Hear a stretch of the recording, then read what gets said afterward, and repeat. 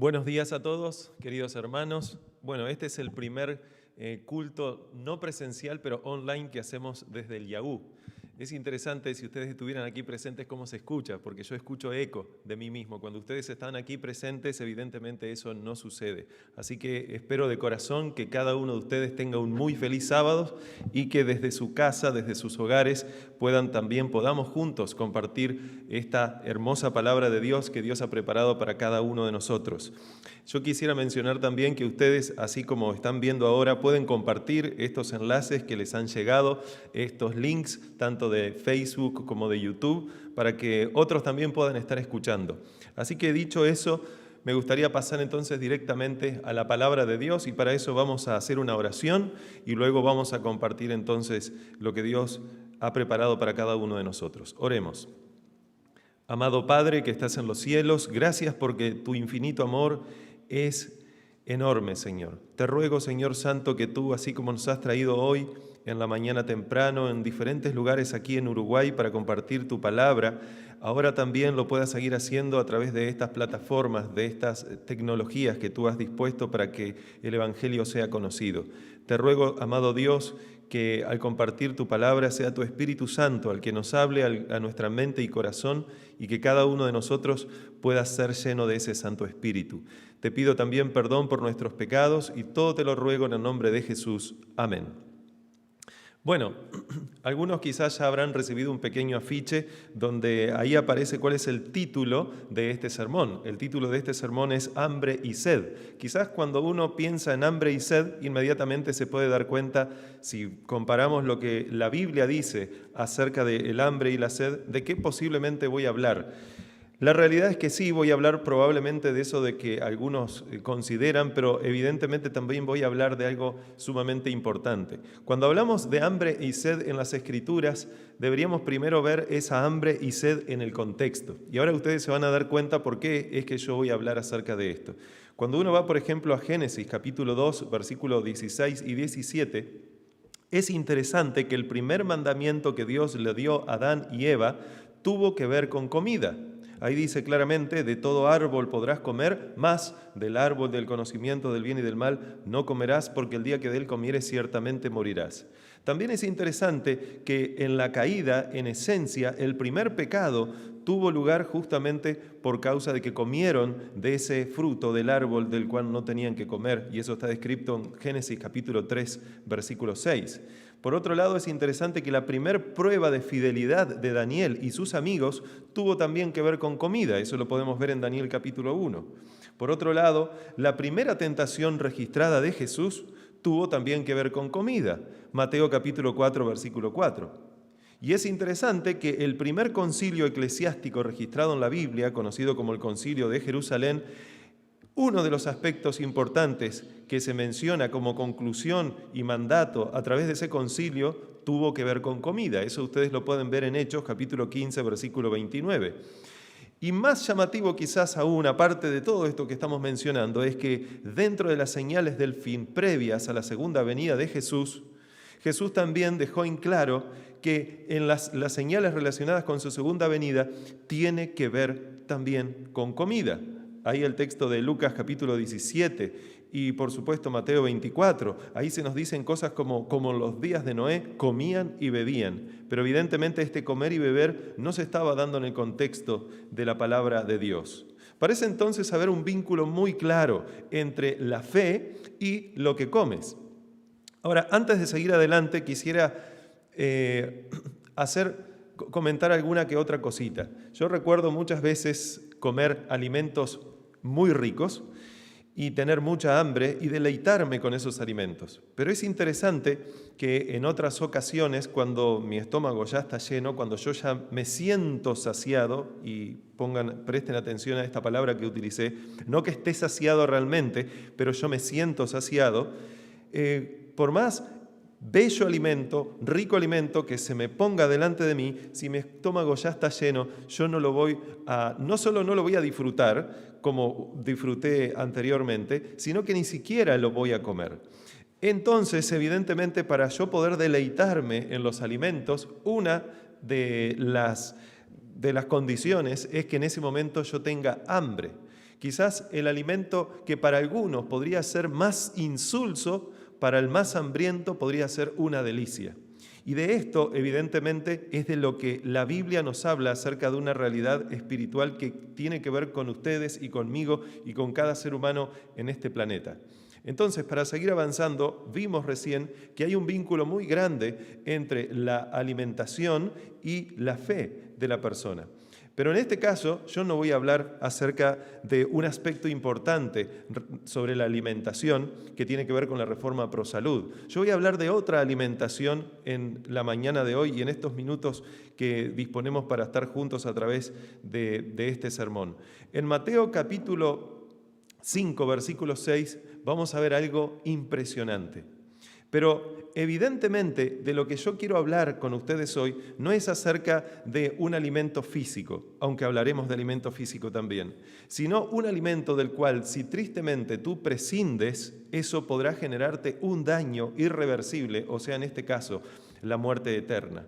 Mateo capítulo 5, versículo 6, dice una realidad impresionante que Jesús dejó claro a través de esas 9, o algunos dicen 10, pero son 9 bienaventuranzas del Sermón del Monte, ese sermón el sermón más conocido que Jesús dio alguna vez, que se encuentra en Mateo capítulo 6, Mateo capítulo 5, Mateo capítulo 6, pero en este caso Mateo capítulo 5, versículo 6 dice Jesús, palabra de Dios: bienaventurados los que tienen hambre y sed de justicia, porque ellos serán saciados.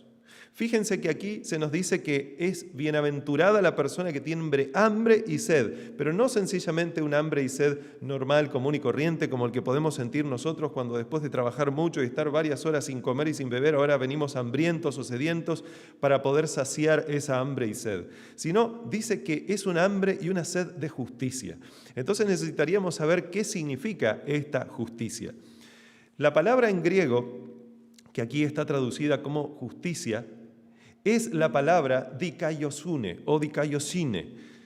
A veces se puede pronunciar de una forma o la otra. Es interesante que al mismo tiempo la palabra dikaiosine, que aquí se traduce como justicia, proviene de otra palabrita griega que es la palabra dike.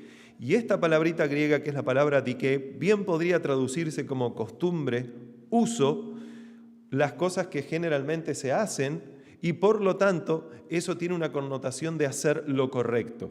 O sea que dike tiene que ver con costumbres, con el uso normal de las cosas, un uso que de acuerdo a la cultura, al contexto es correcto, y por lo tanto entonces dike significa lo correcto.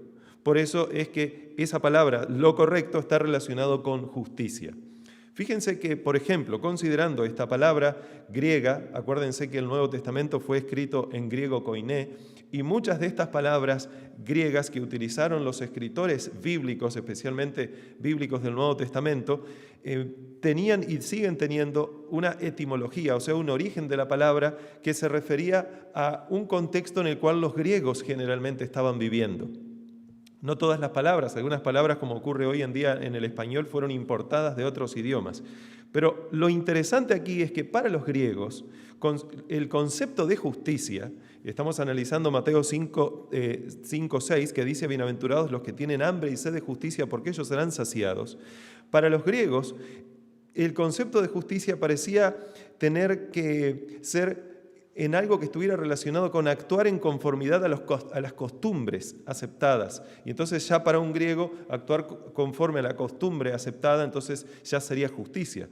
Por otro lado, vemos en la Biblia que, por ejemplo, para los judíos, no todos, pero la gran mayoría en los tiempos de Jesús, la justicia consistía en actuar conforme a la ley tal como ellos la interpretaban, o podríamos decir, tal como la tradición judía interpretaba esa ley. Por otro lado, o mayor aún, tenemos lo que realmente la Biblia enseña, qué es lo que realmente debería ser para los seguidores de Cristo la justicia. No el concepto griego, no el concepto judío, sino una justicia con un sentido mucho más amplio. Ellos, por lo tanto, los seguidores de Jesús, no debían establecer su justicia propia, como en el caso de las otras culturas, una justicia humana, sino que debían someterse a la justicia de Dios. Esta palabra, dikaiosine, aparece cerca de 90 veces en el Nuevo Testamento, de las cuales, de esas 90 veces, 64 veces, o sea, casi 2/3 o más allá de 2/3, fue usada por el apóstol Pablo. Y de esas 64 veces, 36 aparecen usadas en la epístola a los romanos, de la cual entonces quiero leer en Romanos capítulo 10, versículo 3, algo relacionada a esta justicia de Dios que dice Jesús en Mateo capítulo 5, versículo 6, que son bienaventurados los que tienen hambre y sed de esta justicia. Ahí en Romanos capítulo 10, versículo 3 dice, porque ignorando la justicia de Dios y procurando establecer la suya propia, no se han sujetado a la justicia de Dios. Fíjense que aquí contrapone que ignorar la justicia de Dios implica no sujetarse a la justicia de Dios, porque el fin de la ley es Cristo para justicia a todo aquel que cree. Nosotros tenemos aquí una relación muy grande entre la justicia de Dios y el creer, que evidentemente tiene que ver con la fe. En otra parte, el apóstol Pablo, dentro de estas 64 veces, que obviamente no los vamos a leer todas ahora, dice en la epístola a Filipenses, capítulo 3, en los versículos 8 y 9 lo siguiente. Y ciertamente aún estimo todas las cosas como pérdida por la excelencia del conocimiento de Cristo Jesús, mi Señor, por amor del cual lo he perdido todo. Y lo tengo por basura, dice Pablo, para ganar a Cristo. Y ahora fíjense en esto. Y ser hallados en Él, y ser hallado. Él quería ser hallado en Cristo. Y luego dice, ¿cómo? No teniendo mi propia justicia, que es por la ley, sino la que es por la fe de Cristo, la justicia que es de Dios por la fe. O sea que nosotros aquí claramente tenemos otra relación en cuanto a la justicia. Si realmente yo quiero tener la justicia de Dios, entonces yo tengo que vaciarme de mi propia justicia. Tengo que tener todo hecho por basura para entonces, dice él, poder ganar a Cristo.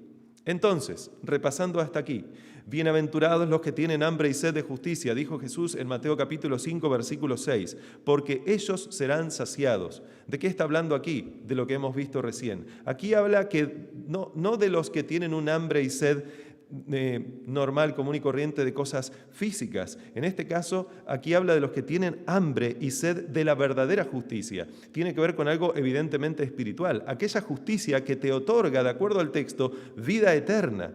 La justicia de Dios por medio de la fe. En palabras de Jesús dichas en el Sermón del Monte, nosotros podemos encontrar un paralelo en otras que aparecen, por ejemplo, en el Antiguo Testamento, porque Jesús, acuérdense, como buen estudioso de las Escrituras, así como debemos hacer nosotros, toda su enseñanza la basaba en un escrito está. En Isaías capítulo 55, versículo 1, 2 y 3, vamos a encontrar algo grandioso donde conecta este concepto de estar sediento y estar hambriento con lo que realmente Dios quiere que sintamos y qué tipo de sed y qué tipo de hambre Él quiere que sintamos. En Isaías 55:1 dice, a todos los sedientos, venid a las aguas, y a los que no tienen dinero, venid y comprad y comed. Venid, comprad sin dinero y sin precio, vino y leche. Aquí está hablando de sedientos y de hambrientos. Y luego viene una pregunta, ¿por qué gastáis el dinero en lo que no es pan y vuestro trabajo en lo que no sacia? Oídme atentamente y comed del bien. Fíjense el paralelo aquí, oír y comer. Y entonces luego dice, y se deleitará vuestra alma con grosura. Inclinad vuestro oído y venid a mí y oíd. Y luego fíjense el paralelo, y vivirá vuestra alma. O sea que hay una correlación entre oír la palabra de Dios y la vida que Dios quiere que nuestra alma, o sea que nosotros en esencia tengamos. Y haré con vosotros pacto eterno, las misericordias firmes de David.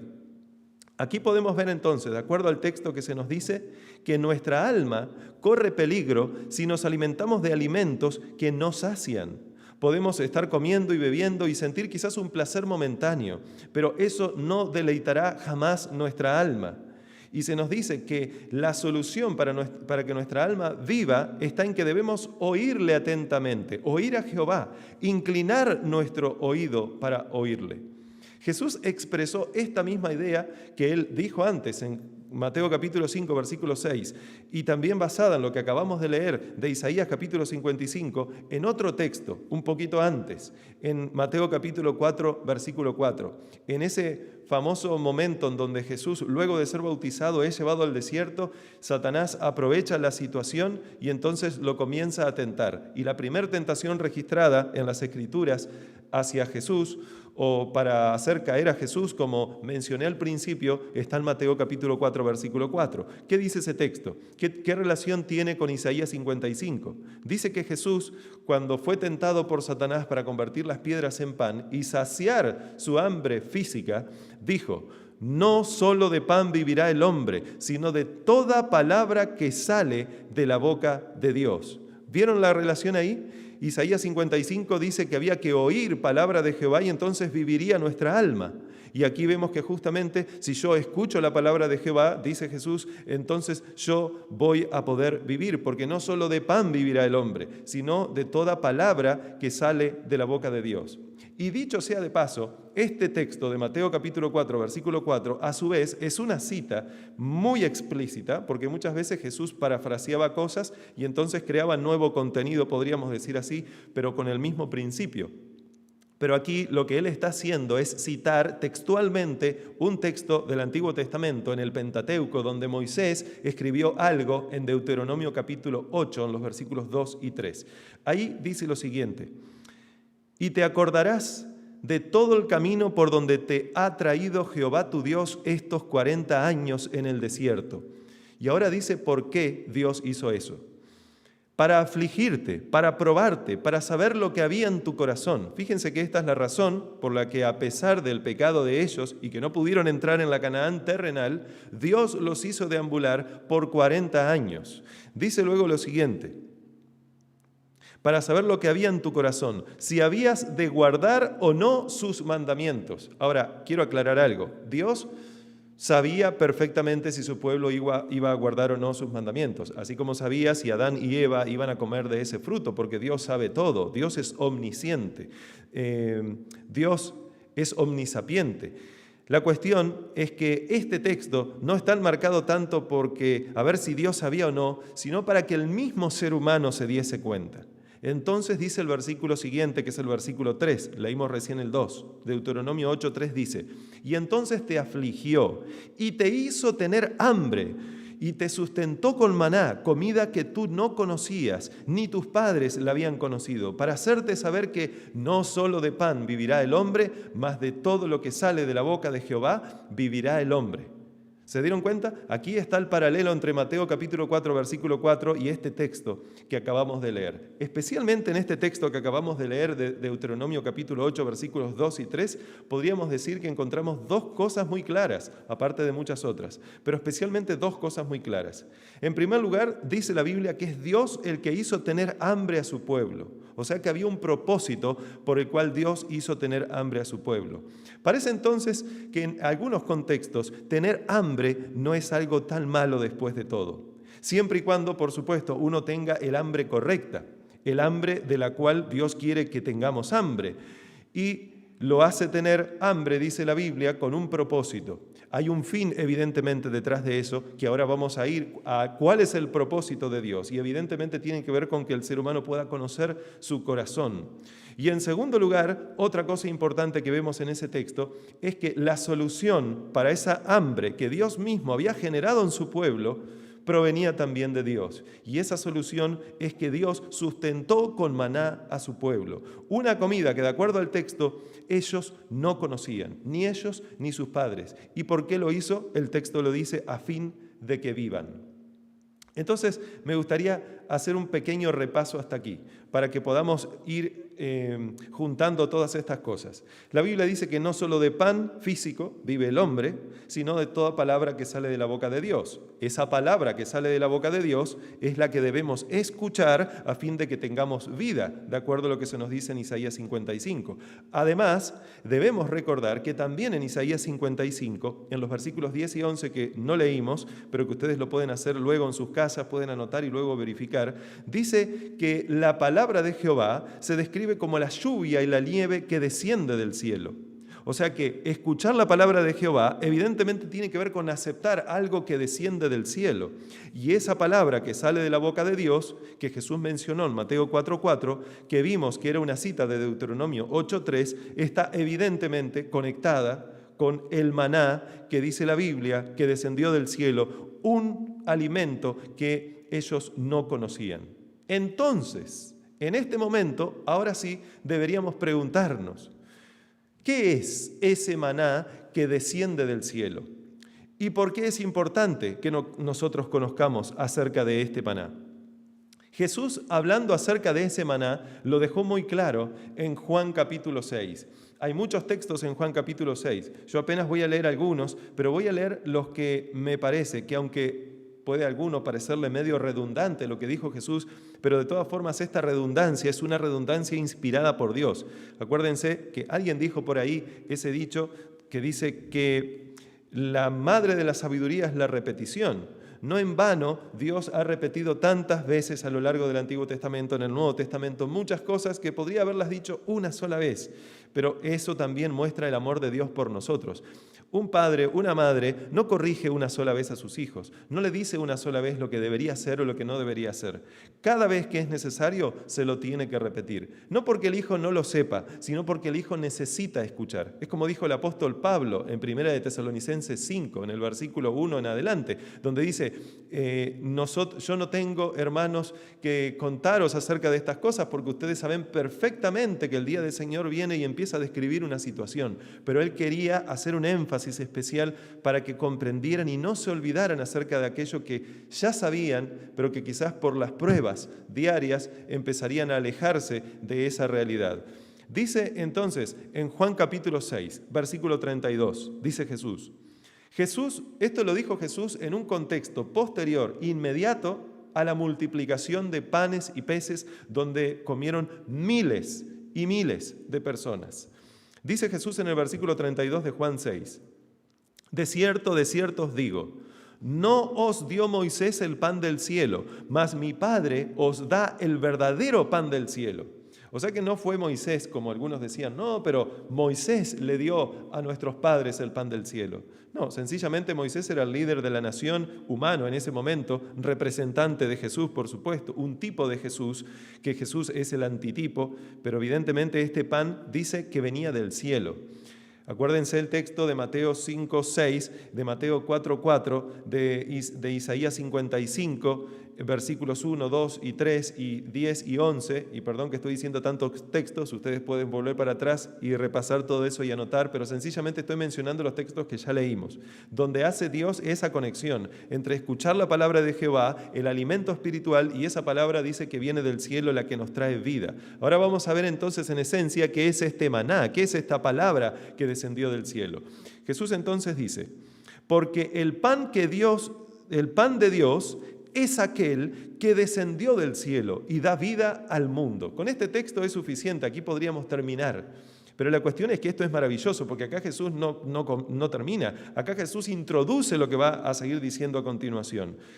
Dice, repito, porque el pan de Dios es aquel, no está diciendo es aquella cosa, o no. Él está diciendo que es aquel, está hablando de una persona. ¿Qué cosa? Es aquel que descendió del cielo y da vida al mundo. Y ahora él va a decir qué es.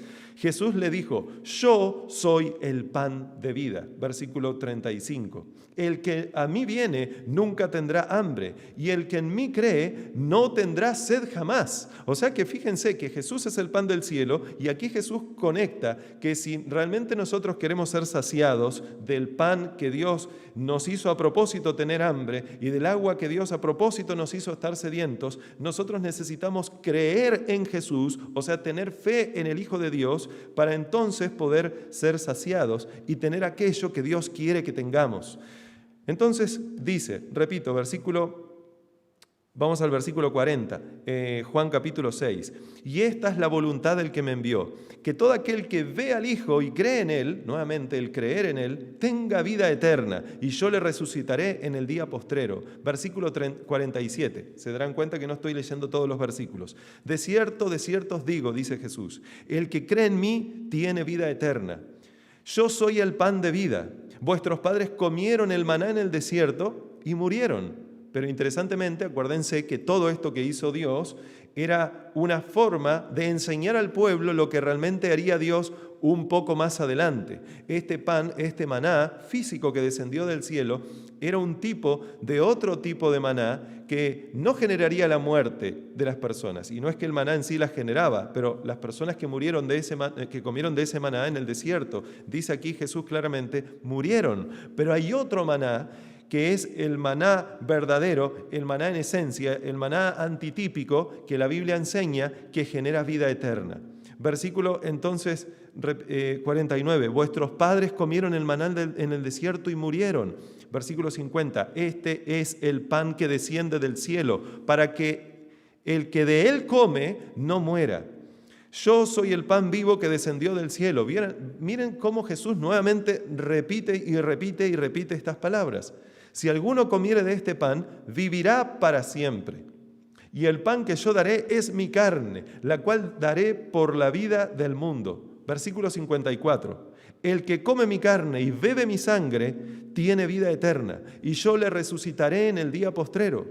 Porque mi carne es verdadera comida y mi sangre es verdadera bebida.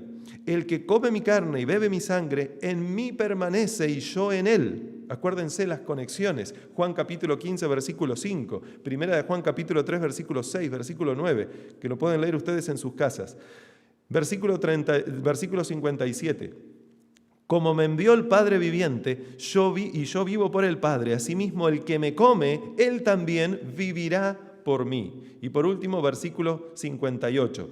Este es el pan que descendió del cielo, no como vuestros padres comieron el maná y murieron. El que come de este pan vivirá eternamente.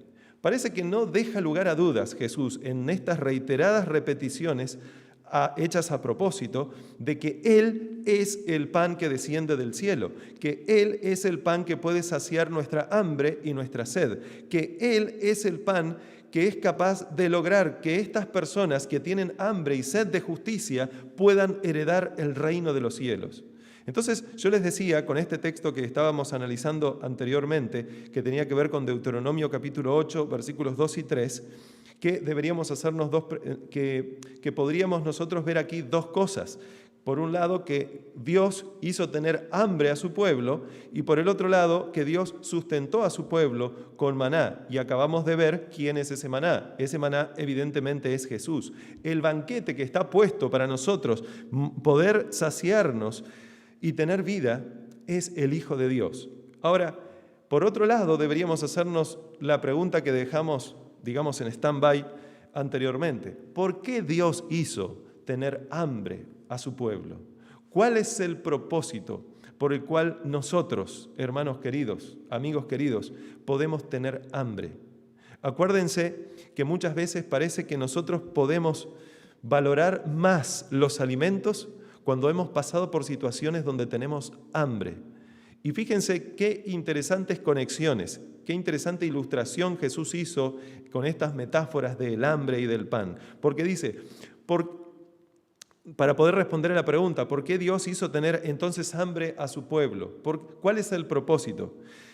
De acuerdo a lo que se nos dice en la Biblia, en casi todos lados, cuando habla acerca de las obras humanas y las obras de Dios, con respecto a la justicia humana y la justicia de Dios, Dios a propósito hace que el ser humano tenga realmente, en este contexto, hambre espiritual, porque vaciando al ser humano completamente, entonces el ser humano puede ser saciado, puede ser llenado completamente.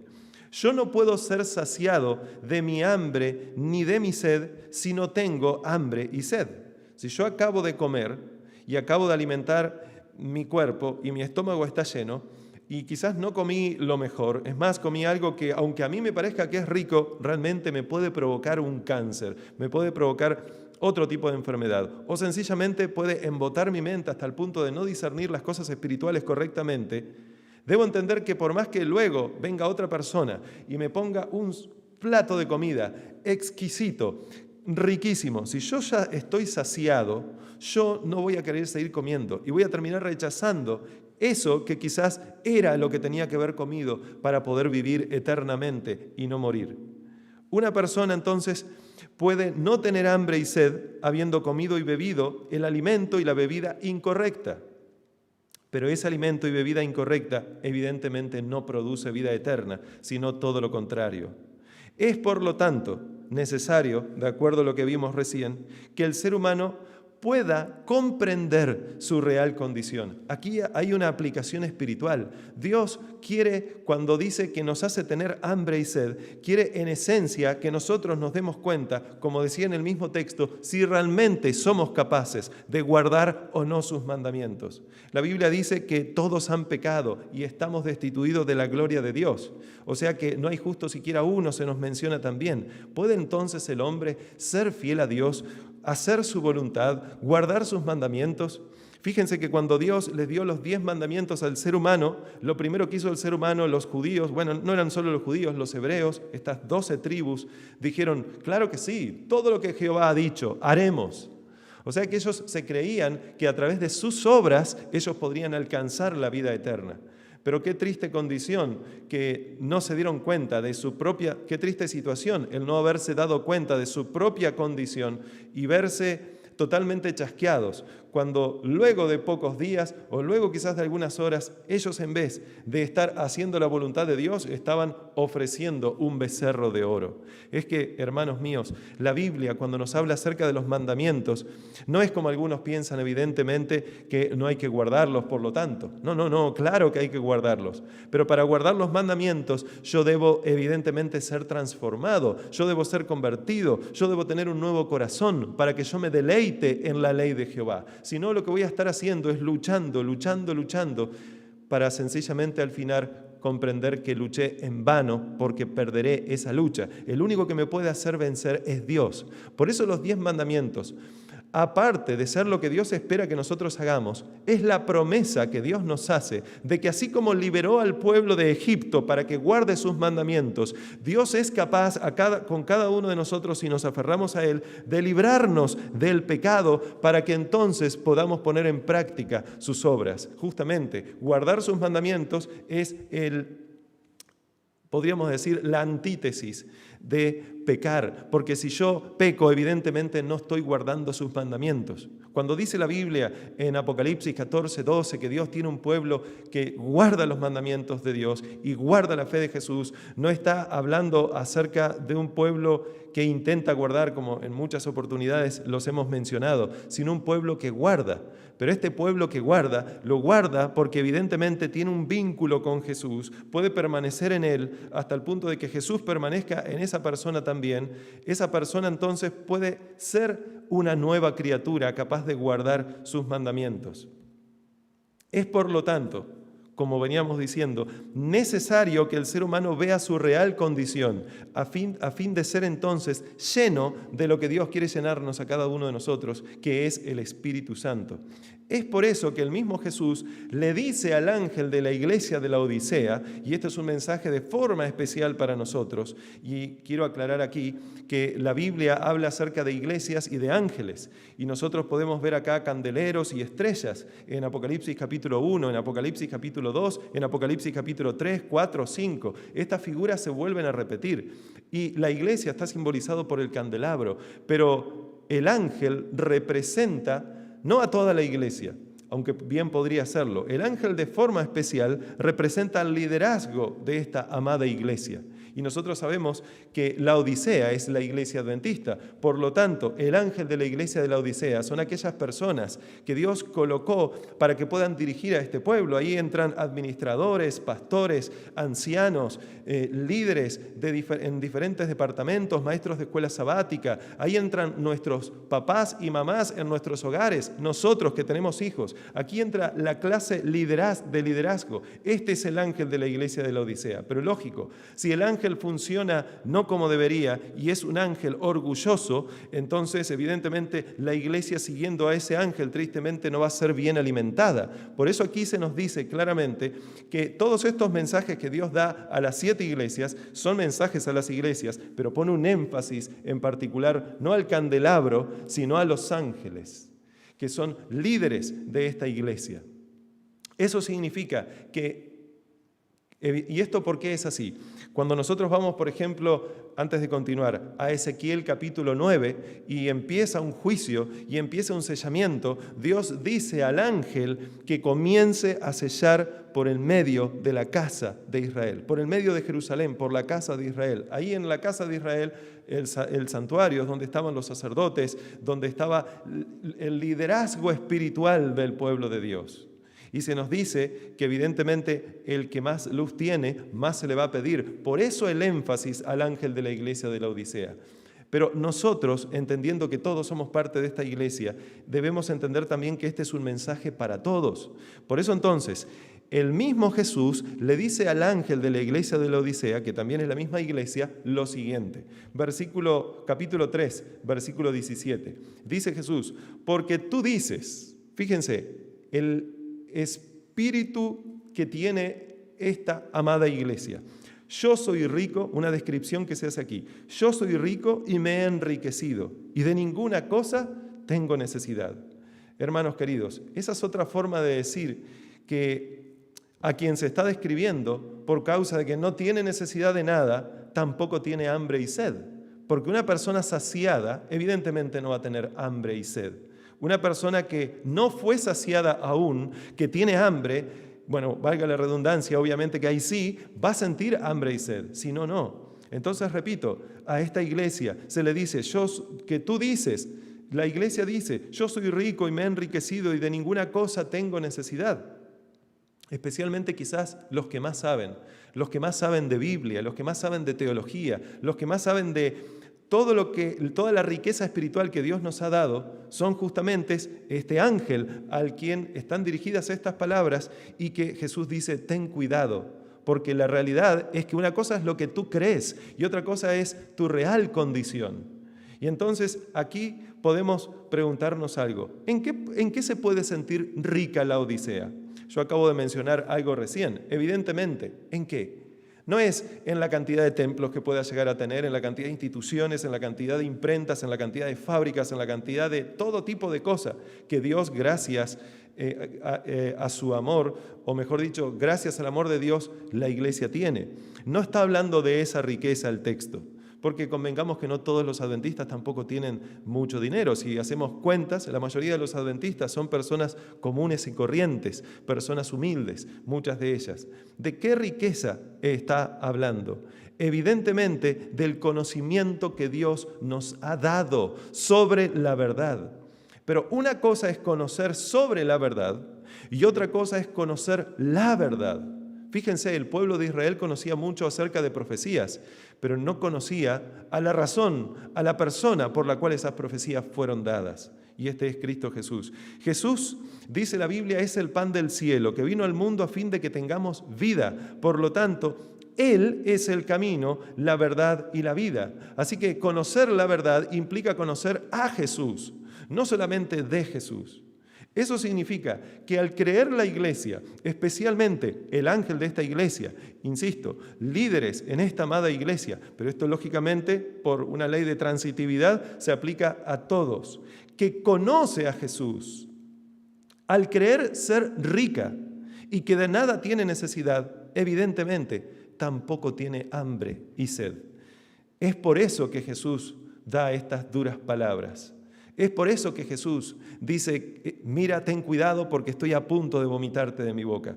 Es por eso que Jesús, luego de decir lo que esta iglesia dice, que dice ser rica y que se ha enriquecido y que de ninguna cosa tiene necesidad, viene entonces la realidad de lo que sucede en estas personas, lo que sucede en mí, lo que sucede en cada ser humano si realmente quiere conocer a Dios. Dice, y no sabes que tú... O sea, ahora se va a describir al ser humano en su real situación, que tú eres un desventurado, miserable, pobre, ciego y desnudo.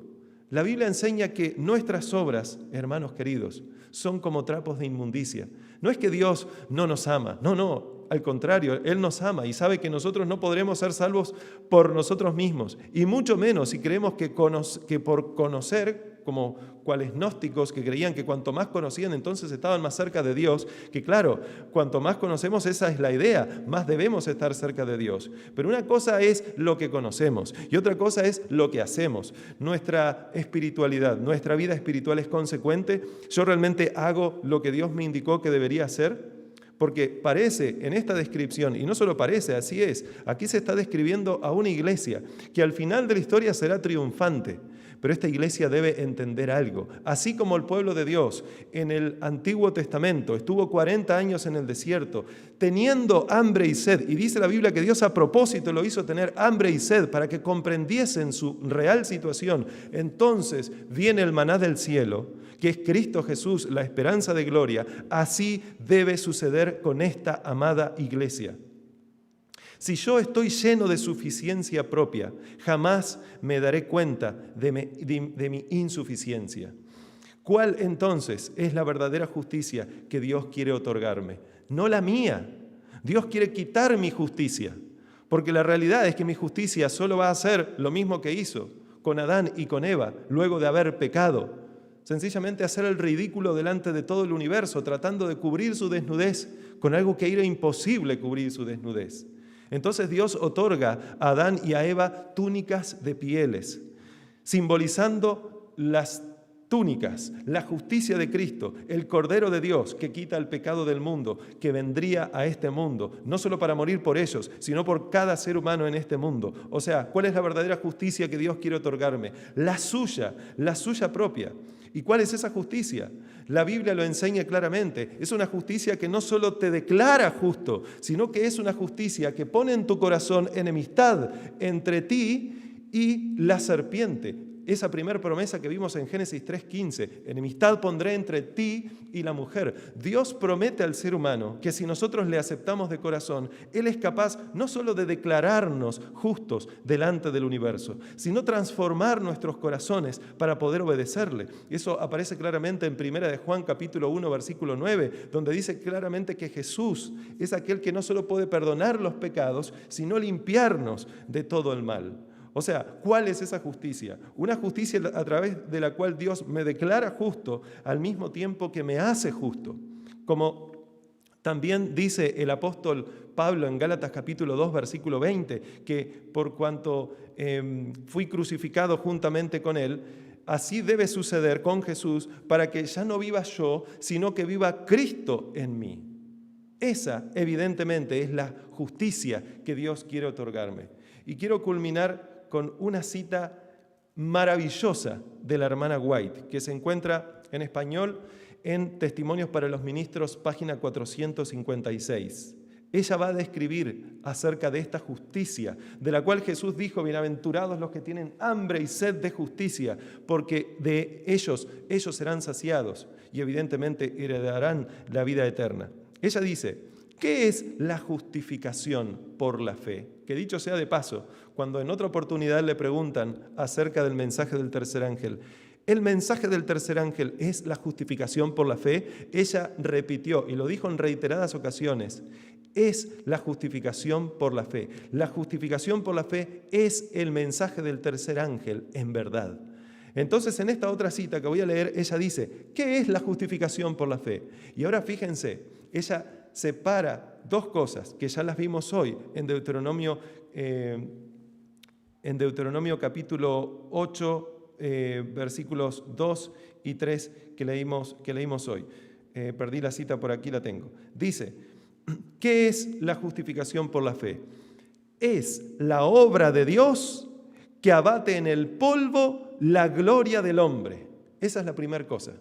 Dios hace algo en ese proceso para justificar al ser humano, logrando que el ser humano, por más que se exalte y muestre todo lo que sabe y todo lo que hace, descubra que esa gloria es una gloria a través de la cual no puede ser salvo. Es una gloria que tiene que ser desechada, es una gloria que tiene que ser vuelta al polvo, dice la hermana White aquí. Es la obra de Dios que entonces hace que vuelva al polvo esa gloria del hombre.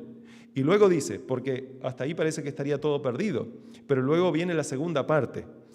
La primera parte es necesaria para la segunda parte. Primero el ser humano se tiene que dar cuenta que él no puede hacer nada solo y que no debería seguir insistiendo, no, yo soy, por ejemplo, adventista del séptimo día, yo ya sé en cuanto al sábado, en cuanto a los diezmos, en cuanto al estado de los muertos, en cuanto a 1000 cosas. Cuando la Biblia misma dice que nosotros deberíamos estar realmente día a día comprendiendo de que una cosa es lo que conocemos ahora y otra cosa es lo que debe ser conocido como Dios quiere darse a conocer. Si yo estoy lleno de autosuficiencia y creo saber todo, entonces no voy a tener hambre y sed de justicia, no voy a tener hambre y sed de escuchar la palabra de Dios, no voy a tener hambre y sed de sentarme con el banquete que es preparado para nosotros, que es Cristo. Y por lo tanto, nosotros o yo, creyendo haber comprendido qué es la justificación por la fe, porque estoy lleno de suficiencia propia, me daré cuenta, quizás tarde y ojalá que no, que fui un desventurado, miserable, pobre, ciego y desnudo. Por eso dice la hermana White, repito, ¿qué es la justificación por la fe? Es la obra de Dios que abate en el polvo la gloria del hombre. Esa es la primera cosa. Y ahora viene la segunda. Y hace entonces por el hombre lo que éste no puede hacer por sí mismo.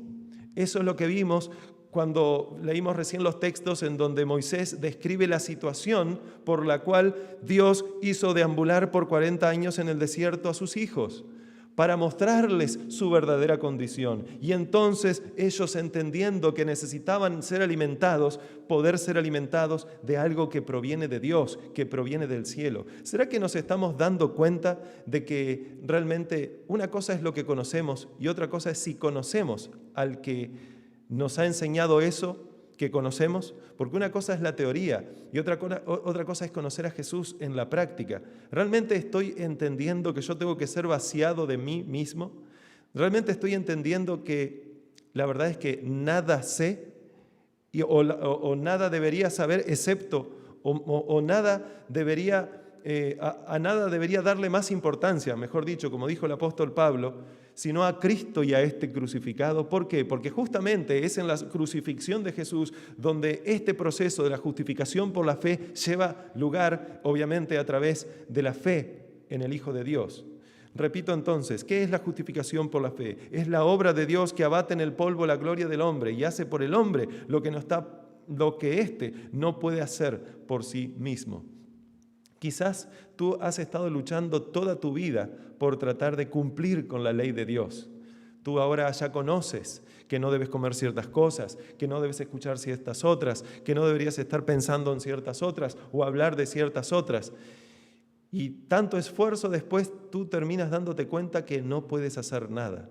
Bueno, ahí evidentemente, si bien no es correcto que tú sigas insistiendo para a través de tus obras entonces poner algo en práctica o que tus obras sean agradables delante de Dios por tus propios medios, sí es cierto que Dios está utilizando todo eso para que tú te des cuenta que tú no puedes solo, que la única forma en que un ser humano puede llegar a tener vida es si acepta el maná que desciende del cielo, esto es Cristo. Y esto significa que uno tiene que creer que en la cruz no solo fueron perdonados los pecados del ser humano, sino que Dios, si tú lo crees, es capaz de convertirte en una nueva criatura. Dame, oh Dios, un nuevo corazón en el cual yo pueda entonces hacer tu voluntad.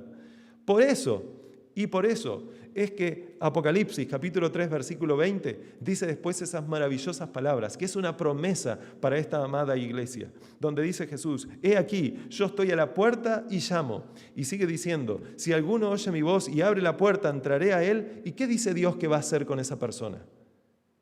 Cenaré con él y él conmigo. Fíjense qué hermosa situación sucedió cuando tristemente luego de que Jesús murió, y gloria a Dios que eso sucedió para darnos vida, ya era más o menos el tercer día, casi el cuarto, digamos así, pero era el tercer día, un domingo, estaba por oscurecer y unos discípulos de Cristo, tristes, venían camino a Emaús, dice la Biblia, y se les apareció Jesús y se empezó a manifestarse a sí mismo, sin que ellos se dieran cuenta que lo tenían a Jesús ahí al lado. Ellos empezaron a escuchar la palabra de Dios que desciende del cielo. Jesús les empezó a contar de sí mismo, dónde en las Escrituras hablaban de Él, y les empezó a relatar todos los lugares. Y entonces ellos empezaron a escucharlo tan agradecidos, y viendo que se hacía la noche, y viendo que este hombre desconocido para ellos, que en otra situación podría ser un ladrón o alguien que vendría a asaltarlos, les habló todas estas maravillosas cosas. Dice la Biblia que entonces Jesús hizo como que se iba a seguir de largo y ellos les dijeron, no, ven, pasa con nosotros. Y entraron. Y entonces dice que en el momento de la cena, en el momento del partimiento del pan, en ese momento es donde Jesús, de alguna forma, logró que ellos lo conocieran, lo reconocieran y vieron que realmente Él era el que estaba hablando con ellos. Y entonces cuando ellos conocieron que ahí estaba la solución que necesitaban, que ahí estaba el que les había hablado y les había dicho todas esas cosas, dice la Biblia que entonces en ese momento Jesús desapareció de la vista de ellos. Evidentemente tenía otras cosas también que hacer, a otras personas que convencer, a otras personas que ayudar. Y ellos dijeron, ¿no ardían nuestros corazones cuando Él nos hablaba todas estas cosas? ¿No es eso acaso lo que Dios quiere hacer por cada uno de nosotros? ¿No es que nosotros estemos dispuestos a despojarnos completamente de nuestro yo? De no basarnos en que como sabemos algunas cosas, entonces somos autosuficientes. No, yo ya sé lo que significa justificación por la fe. ¿Realmente estamos experimentando lo que significa justificación por la fe? La Biblia nos enseña que nosotros debemos experimentar esa hambre y esa sed espiritual correcta a fin de que entonces podamos ser saciados. Y podamos entonces también decir, como dijo Jeremías, en Jeremías capítulo 15, versículo 16, fueron halladas tus palabras y yo las comí, y tu palabra me fue por gozo y por alegría de mi corazón, porque tu nombre se invocó sobre mí, oh Jehová de los ejércitos. La Biblia enseña entonces que cada uno de nosotros, si realmente quiere ser parte de ese pueblo triunfante, del cual se dice en Apocalipsis 3:21, que va a vencer, así como venció Jesús, y va entonces a poder ser esos instrumentos especiales que Dios utilizará para demostrar a todo el universo que Dios es justo, que Dios hizo lo correcto cuando sacó a Satanás del cielo y a un tercio de sus ángeles, y que también es justo por introducir en el cielo a personas pecadoras, que no serán pecadoras cuando vayan al cielo, sino que alguna vez lo fueron, pero fueron transformadas, fueron cambiadas, no por su justicia, sino por la justicia del Hijo de Dios, que fue llevada a cabo a través de esa transacción, donde Jesús aceptó todos nuestros pecados sobre Él y está dispuesto a que nosotros, si creemos, podamos ser depositarios de toda su justicia sobre nosotros. Que Dios los bendiga a cada uno de ustedes, mis hermanos queridos, allí donde se encuentran. Compartan esto que ustedes han visto, compartan este video. Hay miles de personas que necesitan conocer la verdad, que necesitan saber quién es el único que puede ayudarlos y qué tipo de hambre y sed es de la cual tienen que tener para entonces poder ser realmente saciados. Vamos a culminar con una oración y luego ustedes van a escuchar un hermoso himno. Amado Padre que estás en los cielos, gracias por esta hora que nos has regalado en donde a través de tu palabra pudiste llegar a cada una de nuestras mentes y corazones. Ayúdanos a que esta palabra que hoy fue derramada sobre cada uno de nosotros, conforme a la promesa que se nos da en Isaías capítulo 55, del cual hoy leímos, no regrese a ti vacía, sino que lleve frutos para vida eterna. Gracias por todas tus bendiciones, Jesús. Te lo ruego en el nombre poderoso. Gracias por todo, amado Padre. Te lo ruego en el nombre poderoso de Jesús. Amén.